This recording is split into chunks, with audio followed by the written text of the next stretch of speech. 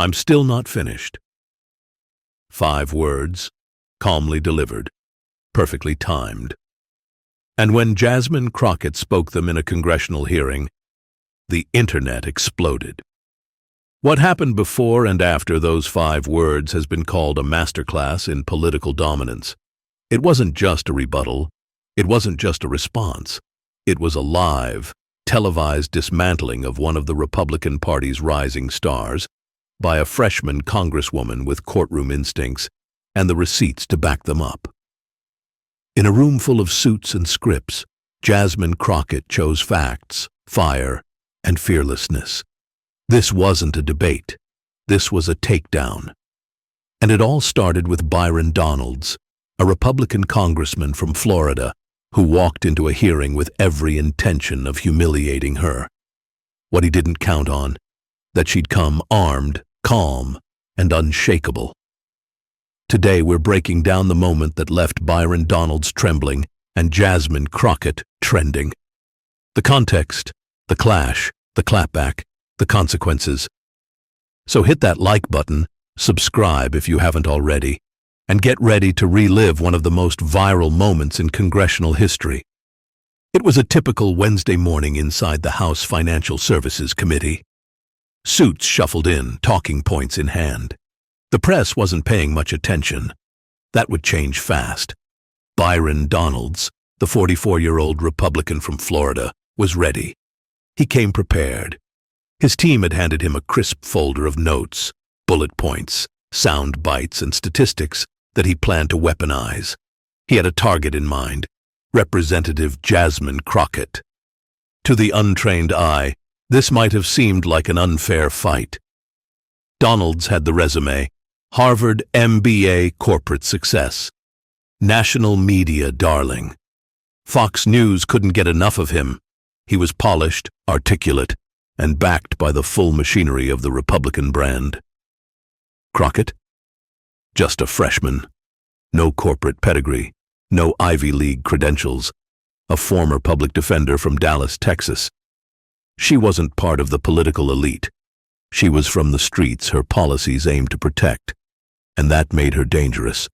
What Donalds and others underestimated wasn't her experience, it was her resolve. Jasmine Crockett didn't come to Congress for the spotlight. She came for the fight. As the committee prepared to discuss community banking reforms, Donalds adjusted his tie. He didn't care about the agenda. He was about to make a point, a political one. His mission was clear: undermine Crockett, question her qualifications, frame her as a loud liberal with no substance. He'd seen the clips of her calling out injustice. Now, he wanted to flip the script. But scripts work best when the other actor sticks to theirs. Jasmine Crockett had no intention of doing that. She sat quietly, reviewing documents, highlighter in hand.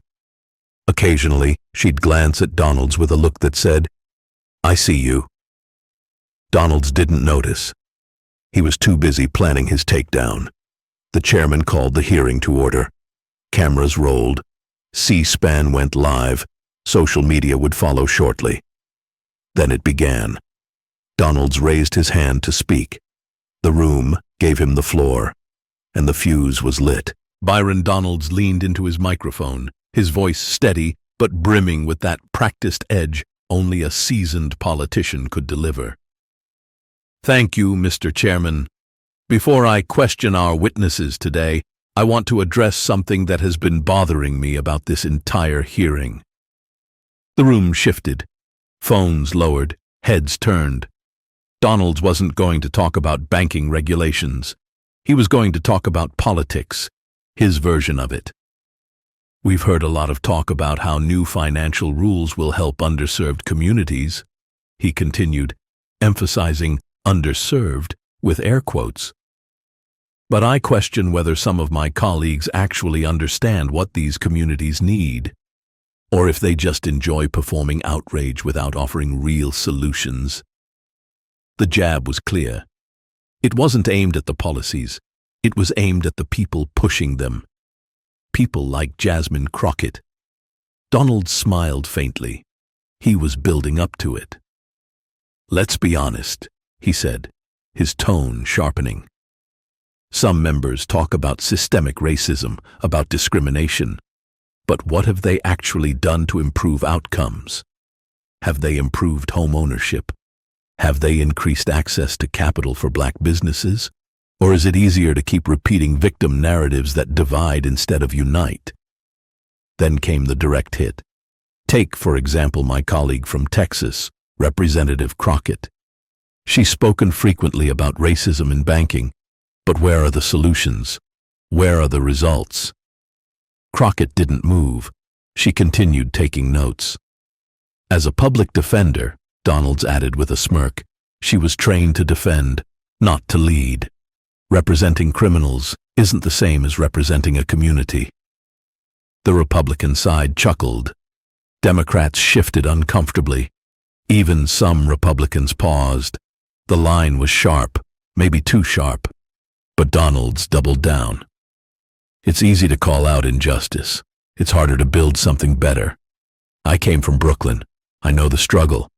But I didn't stay stuck in it. I got out. And I believe others can too. We don't need more handouts. We need opportunity. He paused. His closing line was ready. Congress shouldn't be a stage for political performers. It should be a place for serious leaders with real ideas. With that, he sat back. The GOP side offered a smattering of applause. Donalds nodded confidently. He had taken his shot. But the silence on the other side of the room wasn't fear. It was calculation. Because Jasmine Crockett was next. Jasmine Crockett sat motionless.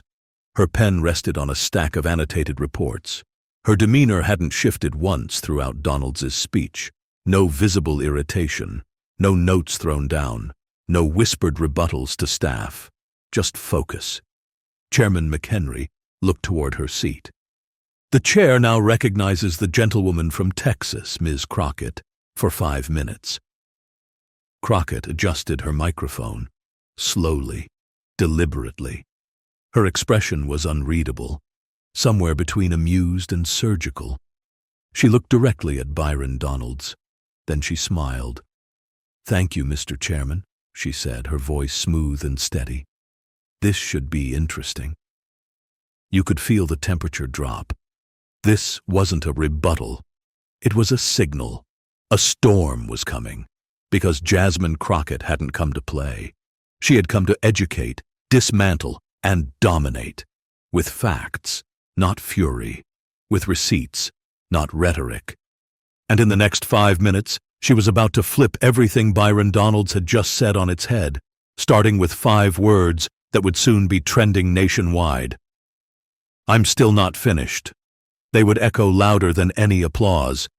Because when Crockett spoke, she didn't need volume. She had something far more powerful. The truth. Crockett leaned slightly toward the mic, her fingers lightly tapping the stack of papers in front of her. Her gaze didn't waver. It was aimed like a laser beam at Byron Donalds. "Let's start with the facts," she began. "Because as a public defender, I've learned something that I think my colleague might have missed. Facts matter more than feelings, and evidence matters more than accusations." The first jab landed, not with force but with precision. She reached into her folder and pulled out a document. "This is a report from the Dallas Federal Reserve. Since I took office, small business lending in my district has increased by 23%, the highest in Texas. Community banks in my district have increased lending to Black and Hispanic entrepreneurs by over 30%. Why? Because I worked with them. Not to gut regulations, but to refine them so they protect consumers and unlock capital." She glanced toward Donalds, who now shifted in his seat. "You asked where the results are? Here they are, in black and white."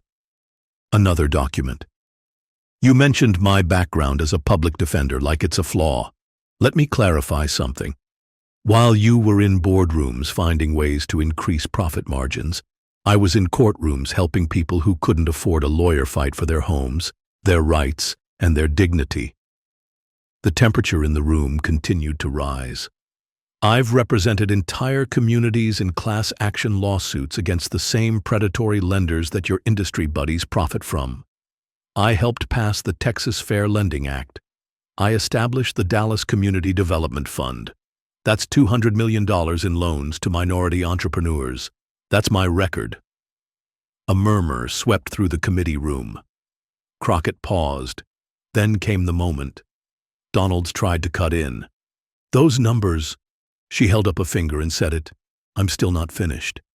5 words, no yelling, no theatrics, just a line delivered like a judge delivering a verdict.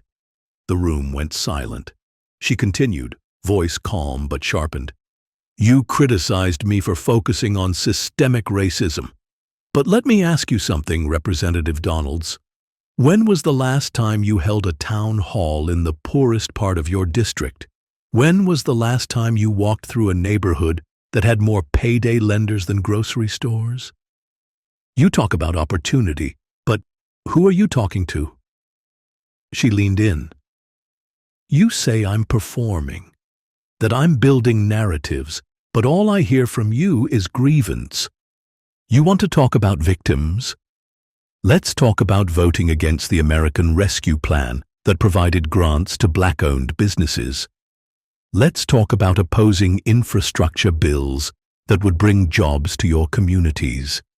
Let's talk about every no vote that's left your constituents behind. Donalds opened his mouth again. She cut him off with a glance. I'm still not finished. This time, the words hit harder. You say I'm defending criminals. I say I'm defending Americans. And until we start treating Black communities like they deserve the same dignity as anyone else, yes, I'm going to talk about systemic racism, because ignoring it doesn't make it go away. It makes it worse. She let it sit. Congress isn't just a place to win points on cable news. It's a place to show up with facts, with plans, with commitment. You want to debate policy? I'm here. You want to throw insults? Find a different committee. And finally, if you're going to come for me, bring receipts, because I always do. She gathered her papers, nodded to the chair, and sat back. No victory lap, no gloating, just silence, and a stunned Byron Donalds who couldn't find a word to say. The silence was thick, like the room had collectively forgotten how to breathe. Donalds sat frozen, hands folded tightly, his face visibly flushed. He looked like someone who had trained for a marathon but showed up to a boxing match. Chairman McHenry fidgeted with his pen. The committee will take a 5-minute recess. That was the official line, but everyone in the room knew what it really meant: damage control. Within minutes, Democratic staffers were blasting clips of Crockett's 5-word line across social media. I'm still not finished. Twitter, Instagram, TikTok, it was everywhere. The hashtags exploded. Crockett clapped back, down receipts only, not finished. By the end of the day, that single phrase had over 2 million impressions. Republican aides scrambled to spin it. Fox News had a segment ready to spotlight Donalds's initial speech, but quietly pulled it. Even conservative commentators were split. She overreacted, some claimed. She destroyed him, others admitted. MSNBC, CNN, and The View were already booking Crockett. She became the face of a new kind of leadership. Fearless, unapologetically smart, and fully prepared. Meanwhile, Donalds went quiet. No tweets, no interviews, just a statement from his office praising civil discourse and policy differences. But the damage was done. What was supposed to be his viral moment became her coronation. By week's end, donors were flooding Crockett's inbox. Democratic leadership elevated her to subcommittee roles. New voters across the country learned her name, and most importantly, nobody doubted her again. Not because she raised her voice, but because she raised the standard. And Byron Donalds? He'll remember those 5 words every time he checks the mic. I'm still not finished. That was more than a hearing. That was more than a viral moment. That was a shift.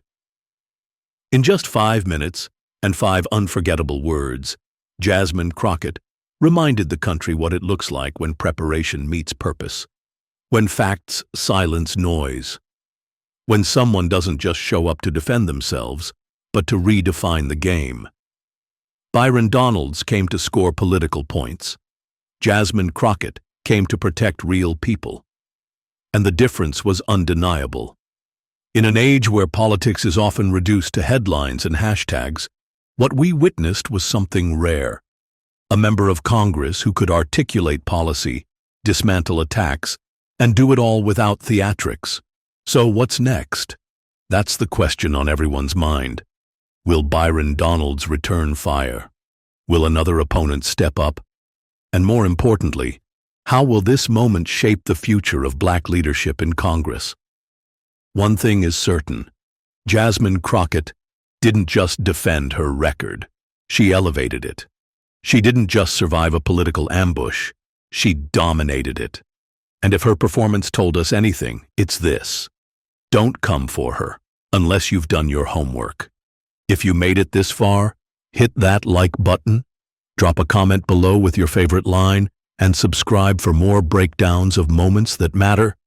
Because in a world full of noise, we'll keep highlighting the voices that cut through it. Loud, clear, and unshakably bold. Until next time, remember, I'm still not finished.